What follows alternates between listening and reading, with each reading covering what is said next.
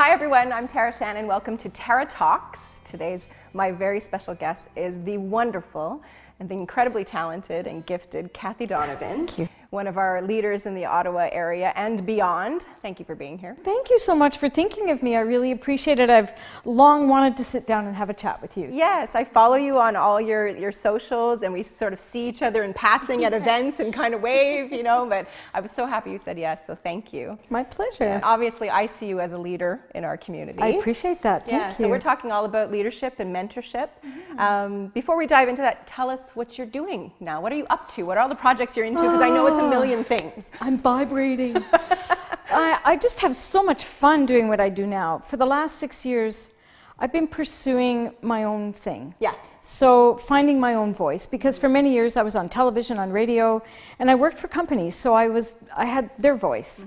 And it's been such a fantastic thing to pursue what really is my passion, and that's to help people be who they're meant to be, to rise as high as they can, as they'll allow themselves to rise. And so I've just finished the last bits on my first audiobook, my first book, Becoming an Audiobook. Okay, what was the title of that book? It's called Inspiration in Action, A Woman's Guide to Happiness. Ooh, no lovely. Small thing. No, Yeah. big book, big heavy book. Inspiration in action, I love it. And that's really what I want to encourage people to be in their lives, is to lead by the example, as Gandhi said, be the change you want to see, and let other people do their thing. You don't have to force anybody to do anything. If they're not ready, that's okay. Yeah, exactly. And it's getting to that place of not worrying so much about judging everybody and wishing they could be another way. It really is so powerful. So I work on my books. I do a workshop called Owning Your Fabulousness, which is around helping women to own their true power, not the power of our ego, but the power of our truth. And that beautiful energy of intuition that resides in all of us is really where our truth resides. So it's a voice that's very hard for people to hear.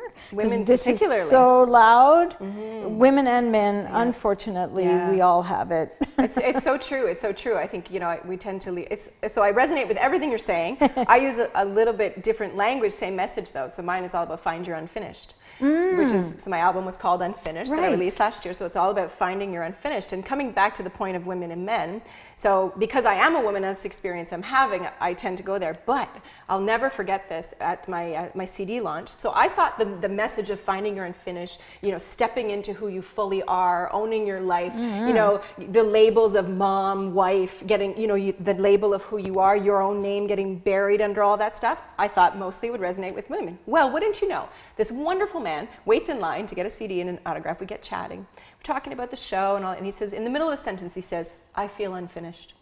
And I said, really? I said, tell me about that. He says, well, my wife is a prominent surgeon and she travels all around the world, and I was a writer and journalist, and I left my career to raise the children. And I had this aha moment that was like, oh, this is a universal. Totally. It's a universal message. But here's the secret of it all. Women are the leaders. So when women get it right, they influence their men. And men watch how we operate to know how they can please us. So when we allow ourselves not to be in our power, we're showing them it's okay to step all over my boundaries. It's okay to take me for granted. When we own our truth, then they stand up taller and they feel better about being vulnerable, about being human, which we all are. It's a really complicated, long conversation that we could have for days, I'm sure.